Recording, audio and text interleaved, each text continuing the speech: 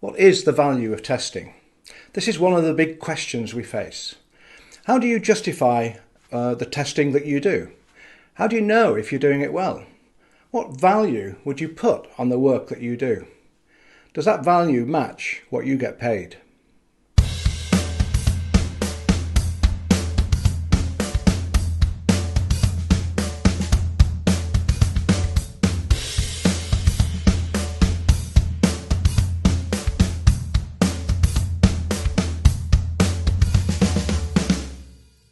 The value of testing is for the stakeholders to decide.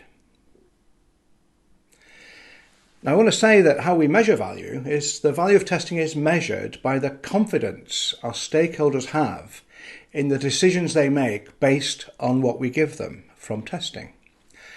It's like insurance. We can only calculate a cost. We can't really easily calculate a value. So what I want to focus on two things are stakeholder goals and their concerns. Now, systems are designed to support some business goals defined by our stakeholders. Now, these goals might be to make more money, to increase revenue, to save money, to economise in some way, to launch a new product, to adopt a new way of working, a new process, that kind of thing. And the stakeholders are accountable for achieving these business goals. They care about these goals. So what testing can do is it can show, in some respects, how a system supports these business goals. So the question we ask our stakeholders is, what does testing need to provide to make you more confident that the system will support and meet your business goals? Now, at the other end of the spectrum, compared with goals, we have risks, the concerns about failure, potential failure. Stakeholders know that things can go wrong. They may have experience with other systems, an existing system in particular that's not working as well as it should. They may have come from previous companies and have experiences there. And we know that testing can expose failures. And when we expose a failure and it's down to a bug in software, we can investigate, debug and fix that kind of defect in the software. Now, testing can demonstrate some, perhaps many, maybe all types of failure are unlikely. We can never have a perfect demonstration, but testing certainly helps to ease our minds. So the question we have to ask our stakeholders as testers in our biggest mission, if you like, is what does testing need to demonstrate that will make you more confident that the system will either not fail, or if it does fail, it fails in ways that are acceptable, if you like. What we're really worried about is demonstrating that the system doesn't fail in ways that the stakeholders really fear. Now let's look at, if you like, testing done wrong. What would be the symptoms of poor testing with respect to the value that our stakeholders are seeking from us? If they have difficulty making decisions and they feel that they lack confidence or the decisions are difficult, perhaps they didn't understand the evidence you gave them. Perhaps you didn't test the right things. Perhaps you didn't test them thoroughly enough. Perhaps your evidence is inconclusive. Perhaps your evidence is confusing. Now I want to look at, if you like, the value of a test. And if you like, every test should have some value. Now we can't necessarily put a monetary value on it, but stakeholders know and would recognise whether that test is helpful to them in their decision making. So all tests should do one of three things, if you like. They should demonstrate in some way, in some situation, that the system meets its business goals. It will support the business objectives. Or it could demonstrate that the system will not fail in a certain situation or scenario. Or the test will provide evidence that the system will fail, but the impact is bearable and it fails in known ways and ways that we can cope with in production perhaps. So every test incrementally supports the decision making that our stakeholders need to take on.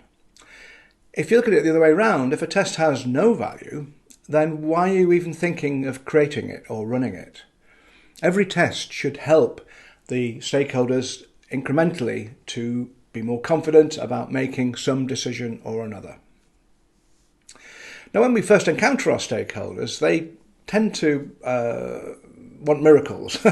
So we have to set expectations about what testing can give them, and we have to walk them through this notion of saying that the stakeholder has goals and the stakeholders have concerns and risk of failure.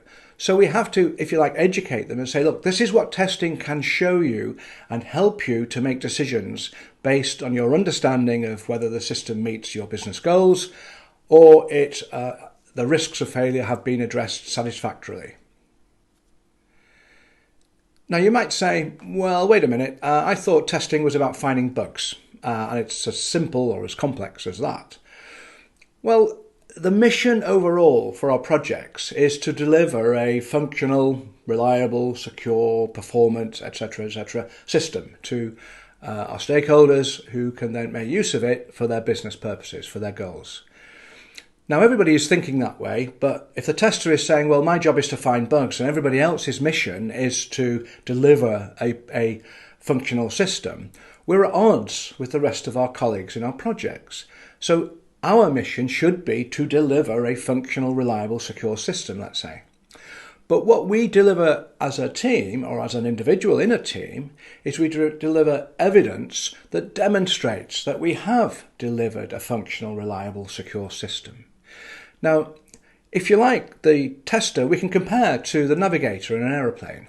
The pilot can't navigate and fly at the same time. It's too big a task.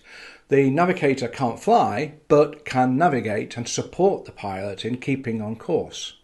So the navigator tracks progress, finds course deviations so corrections can be made, and the navigator is responsible for communicating progress to the pilot.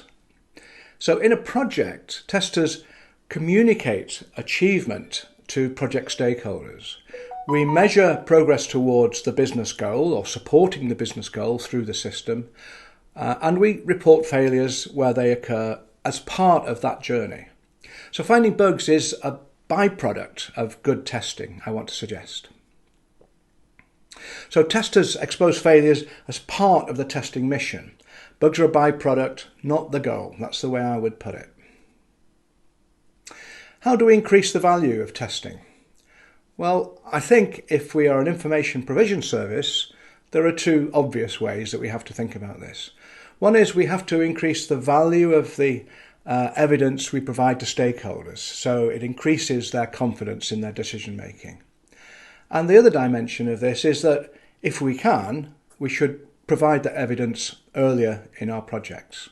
It's that simple.